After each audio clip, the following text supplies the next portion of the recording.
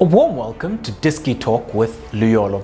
If you're tuning in for the very first time, I ask that you please subscribe and hit the notification bell. If you've been a part of this journey, I hope you thoroughly enjoy this episode. So, on today's episode, I dissect all things Mamelodi Sundowns. So, we have a look at their latest signings, we have a look at some of the most influential players within that side, and will Ricardo Nascimento return to Mamelodi Sundowns, as we do know that he's currently in Brazil. And then in the extra time segment, I then have a look at their tactical side with regards to how they could potentially line up and how the Holy Trinity in Coach Manqoba, Coach Rulani and Coach Komphela go about retaining their league title and fighting on all fronts for more trophies.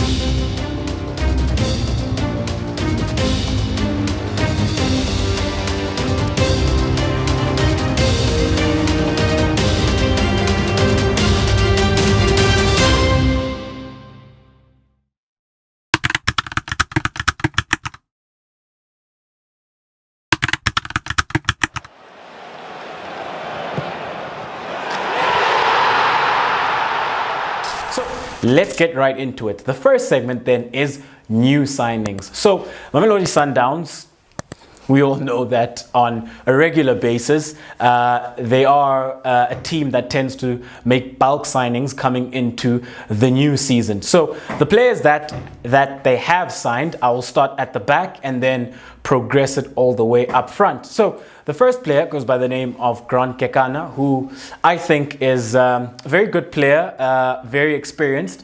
He was with SuperSport United in recent years, a player who offers tactical flexibility by virtue of the fact that he can play as a right back and he can also play as a centre back. So with regards to what he brings then to that defence is firstly depth and competition to that right wing back position, because I've just felt that the other right backs and right wing backs haven't really challenged Thapelo Morena for that position. So much so that a couple of them have been loaned out. And I just think that if you're competing on all fronts for trophies, you need at least two quality players in each position. You need players who are going to be able to compete and be able to add value to the squad. So from a defensive perspective, when it comes to that position, I think Komphela is better than Thapelo Morena from a defensive perspective, and he does add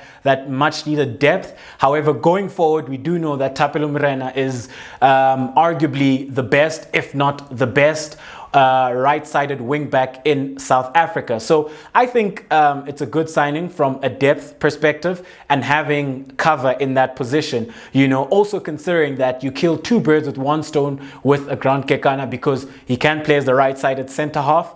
He can play as the right back as well. Moving on then to the next position, which is left back. So they've signed two left backs in Divine Lunga and Ngobeni as well. So Divine Lunga from Golden Arrows, Ngobeni from Bloemfontein Celtics. So with regards to these signings, I personally don't advocate for them because I didn't see the need, especially because when you look at the left back department from Mamelodi Sundowns, they've got Lyle K and they've got Aubrey Mudiba. So they've got two players who are well versed within the system, two players who offer great cover, two players who are complete with regards to offensively and defensively as well. Two players as well who are very fit and who aren't injury prone. So I didn't really see the need of Mamelodi Sundowns going out and signing two left backs. However, what I will say is that these are two players who have done really well for themselves and good players who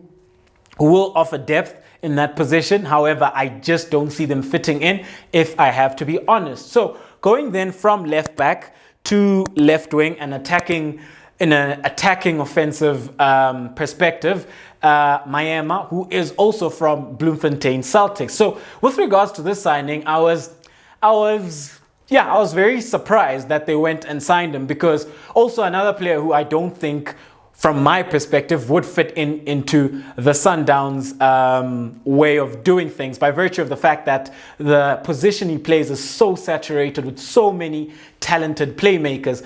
But when Coach Rulani Mokwena did substantiate as to why they've signed him, then it kind of makes sense, because he did allude to the fact that Keegan Dolly was never replaced. So they had left-footed players who are able to develop the game from a defensive perspective. So you're talking your Lyle K, you've got Aubrey Mudiba, you've got Lebusa, you've got Nascimento, players who develop the game, who start the ball in deep areas, but they didn't have a left-footed player who can play in the final third. A left-footed player then who could be their playmaker. And Coach Rulani went as far as saying that having a left-footed offensive playmaker is very important to the way that Mamelodi Sundowns play. So by virtue of that, it then changed my perspective and had me looking at it differently, because then it shows that they've done their analysis when it comes to Mayema, and he could potentially feature in the Mamelodi Sundowns 11. So then having a look at the forward line players. So they've signed Safranco, who is a player, look, on Disky Talk with Luyolo, we keep it honest and objective. So he's a player that I don't know too much about. However, what I do know is that he's very comfortable, left foot, right foot, and there's a physical dynamic that he brings. And having had a look at his stats, he's a player that scores quite a bit of goals. So from that perspective and the physicality aspect, he is then a player who adds a different dimension to their forward line. And then Thabiso Kutumela is another signing. Look, personally, Thabiso Kutumela has always been one of my favorite players. So I was very disappointed when he didn't do well at Orlando Pirates. However, resurfaced at Maritzburg United and he did really well. And look, I think he's a very good footballer.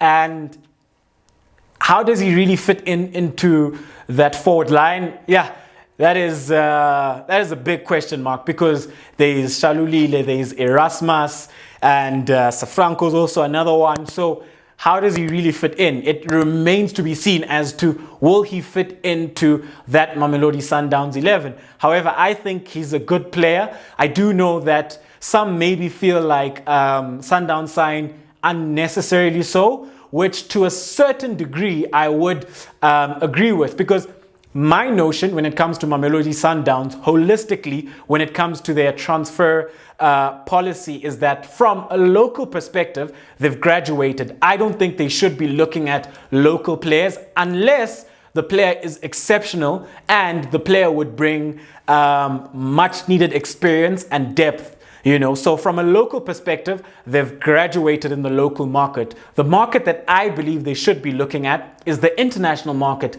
Players who have the experience when it comes to CAF Champions League football. Players who can take them from reaching the quarterfinals of CAF Champions League football to go on and win the CAF Champions League title. But now, when you look at some of the local signings they've made, and you look at the players that they signed in the previous window, you're looking at players like Rushin Duruk, you're looking at Hashim Domingo, you're looking at Lisedi Kapinga, you're looking at Magaman, you're looking at Mutupa, and the list goes on. Those are players who haven't been fully integrated within the squad. So if those players were to be thoroughly integrated, they would feel like brand new signings. So those players haven't been thoroughly used. However, they go and add more players who, some of those players I don't think are better than those players who haven't been thoroughly integrated into the side.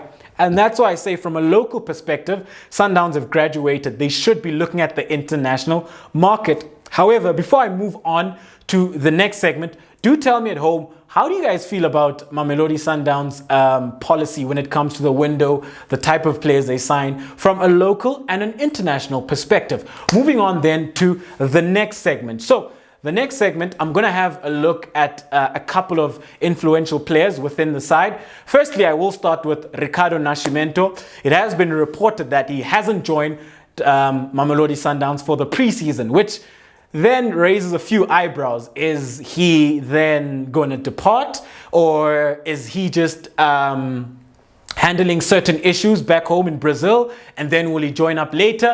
There has been so many reports. However, I don't like to speculate and work on rumors. I like to work on facts, because at the end of the day, Diski Talk with Luyolo is factual content, and we keep it as objective as possible. So one thing though I will look at is how would it impact Sundowns if he didn't return?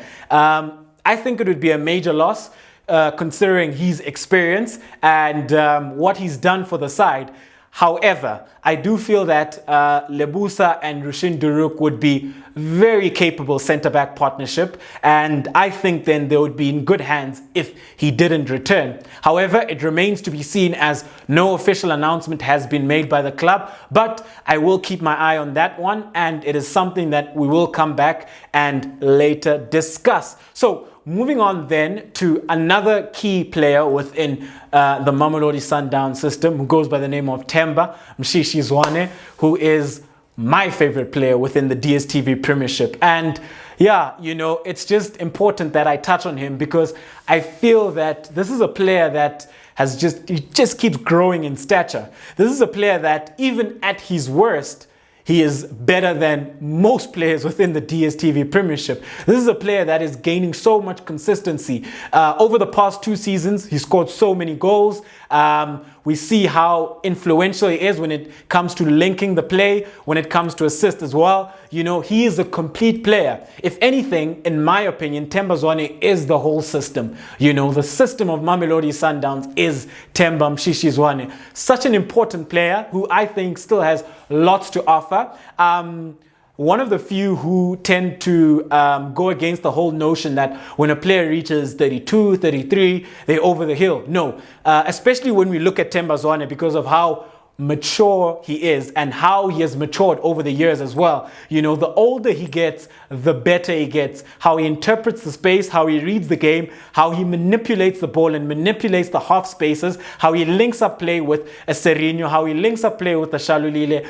It's been a marvel to watch. And going into this season, yet again, he will be a key player, and he could be instrumental to leading the charge. Not for DStv Premiership football, because they've done that 4 times on the spin, but for CAF Champions League football. Moving on then from one playmaker to another playmaker who goes by the name of Gaston Sirino. So, lots of speculation around Sirino in the past couple of months. However, it is dying down, and we are starting to realize that maybe he's going to stay at Mamelodi Sundowns. And if it does so happen, then I think it would be great for Mamelodi Sundowns. But what will need to happen from Gaston Sirino's side is that from a psychological standpoint, he has to accept that. He has to become part and parcel of this Mamelodi Sundowns side. Not just from a physical perspective, but in spirit, in soul, and in heart as well. Because you can always tell when a player is a bit disconnected from the squad. His performances aren't the same. So I just feel that 2 things have to happen. It's either a team breaks the bank and they sign him and then he gets his move. But if a team's not willing to break the bank, then Gaston Sirino, you are signed to Mamelodi Sundowns and you're going to play for Mamelodi Sundowns.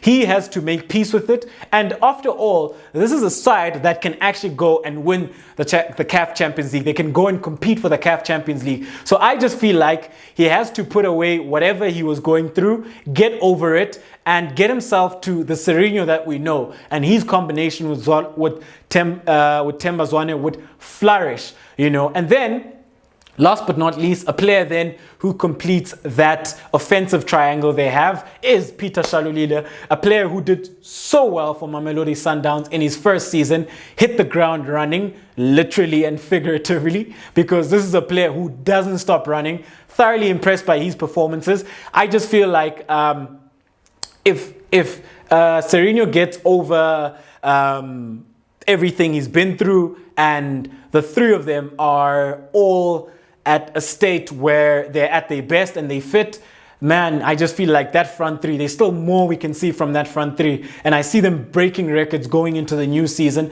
and actually competing within the CAF Champions League. Not just reaching the CAF Champions League quarterfinal, but I see them getting to a semi-final. I see them getting to a final and actually competing. So Peter Shalulile has been a phenomenal player for Sundowns, and I think it was a master stroke to sign him. There was speculation with regards to his playing style at Highlands. Would he fit in? Would he not fit in? But he fits in like a glove. So moving on then to the next segment, having a look at the Holy Trinity, which is Coach Manqoba, Coach Rulani, and Coach Steve Komphela. So lots of talk around this with regards to having two head coaches and a senior coach. How does it work out? Would it work out? But I think it's worked like a marvel. And from a traditional perspective, I, for one, in the beginning was against it, because I've always felt that when it comes to coaching, I've always felt that you need one head coach and then one assistant or two assistants. However, when we look at the shape and the direction that modern day football is taking, things are broadening, squads are getting bigger by virtue of the fact that teams want to challenge on all fronts. So if each position is going to have 2 to 3 quality players, why then can't a club have 2 to 3 quality head coaches? That's just my take on it. So I like how that coaching system works, because each coach is responsible for a certain department. And what I like then about the addition of Coach Steve Komphela is that he's not just a football coach, but he's a life coach as well. He's very good with the human being. And at the end of the day, I just believe that you don't coach players, but you coach human beings. And when you do coach human beings, there's certain aspects and nuances which would constitute for you to connect with that human being, not just from a football perspective, but from an interpersonal perspective, especially considering what Sundowns have been through the past year with regards to the players and the personalities they've lost, who have all been very important to the success of Mamelodi Sundowns in the past 5 years. May their souls rest in peace. So looking at this technical team, I think it's a well-balanced technical team, and I really look forward to seeing what they do going forward. So it is now time for the extra time segment, which is my favorite segment, which is then the tactical preview of Mamelodi Sundowns. However, before I get into what the Holy Trinity would normally set up like, I'm going to have my fantasy team and what I would do with Mamelodi Sundowns. This is my favorite segment. So let's get straight into it. So in goals, I know they've got so many options, but in goals, I'd go with Ricardo Nascimento.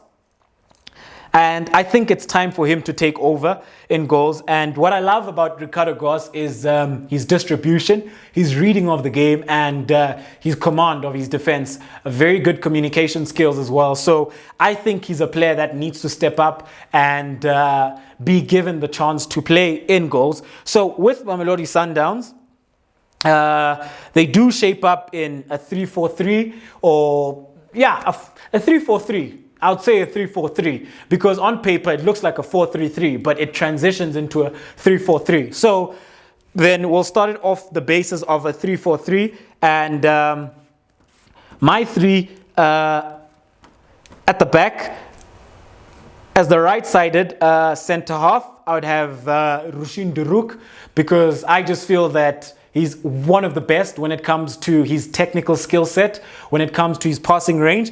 He is a player that I need to go into depth, because he is a player that we might see progress and play as a 6 for Mamelodi Sundowns. Synonymous to what Rivaldo Coetzee does. That is a player who could progress and play in the midfield. And it's something that we should look out for in the very near future, by virtue of the fact that comfortable on the ball, his reading of the game is superb, and his passing ability, how he's able to ping 50, 40-yard diagonals, and he's also able to break the lines. He's also able to find those passes within midfield, where it is very tight, but he's able to just squeeze that ball in, which is rare for a centre half in South African football. So as the libero, who is Rivaldo Coetzee, so libero, and I would say more or less a libero.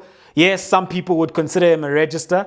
A register is a deep laying midfielder. So that's also another term for it. But I think he's more a libero because he did start out as a centre half. That's just my opinion. Those watching at home, do let me know, do you think he's a libero or do you think he's a register? So because he started out as a centre back, but I think he's made this position his own. He's very good in this position. So he would then be my libero. And going back then to the tactical flexibility when it comes to Mamelodi Sundowns is that when Rivaldo Coetzee does drop in, it then becomes a 3-4-3. But if he joins into the midfield, then it becomes a 4. And then you have the wing backs maybe just tucking in a bit. Then it becomes a 4-3-3. But how Mamelodi Sundowns would operate is that he would always go into there. But this is my fantasy team. So he would then start as part and parcel of that back three. On the left-hand side, who would also be my captain, Musa Lebusa. This is a player who, yeah, he's done really well. You know, ever since he signed from Ajax Cape Town, I think he's been phenomenal. He hardly puts a foot wrong. There's not too many games I can look back and say, hey, Lebusa had a bad game. Complete defender, ball playing, left-sided, left-footed, very intelligent, good in the air, can score goals. So I think he's a player that is going to become very key, not just for Sundowns, but for Bafana Bafana. You know, I see him going on and becoming very pivotal for Bafana Bafana. So that is my back three. In midfield, this is where it gets very interesting. So, and I'm going to go the other way. So in midfield, I would have Andile Jali and I would have Themba Zwane. So I would have Andile Jali in there. I really like Jali. I still think he's got lots to offer. So take nothing away from Kulisi, take nothing away from Mabowe, because I think they are exceptional players. However, this is my fantasy team. So I would go with Andile Jali in there.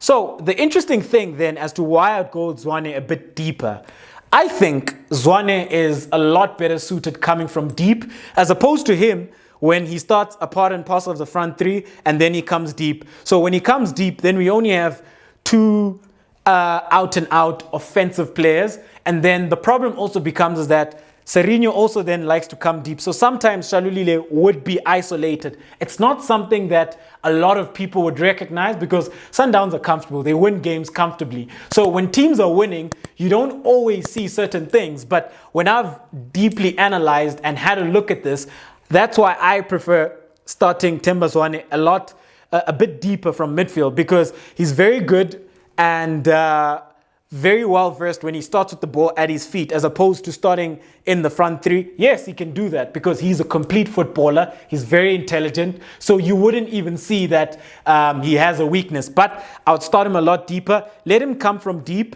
and let him start as an attacking midfielder who provides for three offensive players as opposed to him starting in a front three, then has to drop. Then, you know, it limits us up front a bit. So then, having a look at my left wing back, it would be Lyle K.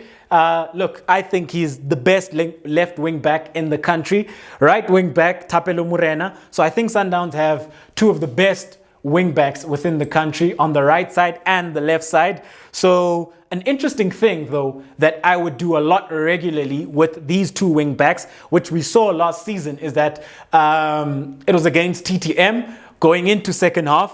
If I'm not mistaken, Coach Rulani was the one who inverted them. So Morena went to the left, Lyle K went to the right. So personally, I would invert them a lot of the times and have them coming in and then shooting, which is something very different and very advanced, which is something I think they'd be very well suited to do because of their technical skill set, their tactical flexibility, and how well they read the game. And then my front three would then be Sirino, Shalulile, and Erasmus. And that is also then feeds into why it starts Zwane a bit deeper, is to accommodate another striker in Erasmus. You know, so that would be my fantasy team with regards to Sundowns. And having a look at the type of spaces they occupy in the opposition half, you know, And because they say great minds think alike,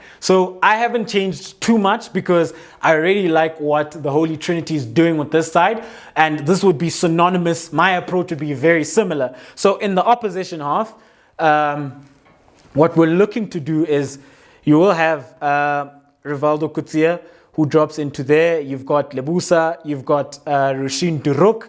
So what they do very well is overload, the central zones. Secondly, overloading and occupying the half spaces. And also the vertical zones. So that is what they do very well. At times, it even ends up looking like they're playing a 3-6-1 because they've got 3 and then they'd have 6 in here. And another thing they have is that they've got this sort of this creative square. And I call it a creative square because what you will see is that they've got 4 players in here. Yes, it could be a bit more, obviously a bit more creative. It's not as static. Players will move, in there when you would have, because it's my team, you would have a Jali, maybe you'd have a Zwane as well. But that would then force Erasmus to push a lot closer to him. And then you could even have Sirino, in there, or having Sirino occupying that half space, Zwane that half space, having Jali come. It's so fluid and so flexible, And what I like about it and how much duality that this approach would have in the offensive half is that we'd occupy so many spaces centrally. We would overload the central spaces. However, we still keep the width by virtue of the fact that we've got Laila K and then we've got Tapelo Muran. And that's what I like about it. If when playing, we lose the ball and no, I don't support Mamelodi Sundowns. I just say we because right now, let's say I'm their coach. When we lose the ball, we've got the defensive cover.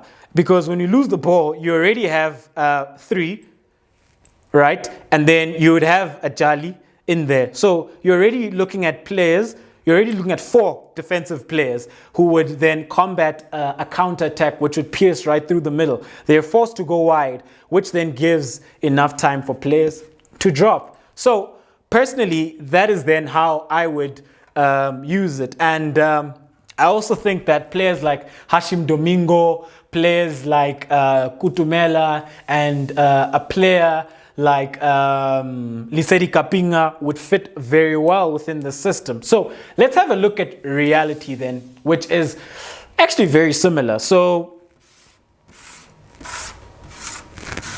let me just get them into the perfect shape and then we will progress into the opposition half. So in reality, we're still looking at a 3-4-3 in a sense. So it would be Onyango in goals. Okay, here, if Ricardo Nascimento does come back or if he is around, it would be Ricardo Nascimento. He starts on the right side just to show how versatile he is and how great he is. As a left-footed centre half, he's able to play in a right-sided channel, which can be very difficult for left-footed players. And then you've got Rivaldo Kutia who would drop into there. Then you've got Musa Lebusa. Then in the midfield, you've got Mkulisi and you've got Mabowe. And then you've got Laila K, you've got Morena, you'd have Shalulile, you'd have Zwane, and then you'd have Sirino. So it is very similar, and they do occupy very similar spaces to my fantasy team. So that is more or less how Sundowns would set up, and that has been their main starting 11, and that's how they look then to dominate opposition. That's how they look then to frustrate opposition, and how they rotate the ball so very well. So ladies and gentlemen, we've come to the end of yet another special episode of Disky Talk with Luyolo. I thoroughly enjoyed breaking down Mamelodi Sundowns, and I thoroughly look forward to the season that they will have. So, ladies and gentlemen, please do let me know in the comment section what would be your fantasy team, and let me know how you feel about the different segments which I ran through. So from Nascimento to the new signings to the Holy Trinity being the trio of coaches, and my fantasy team, what would be your fantasy team? Thank you very much for tuning in. Signing out.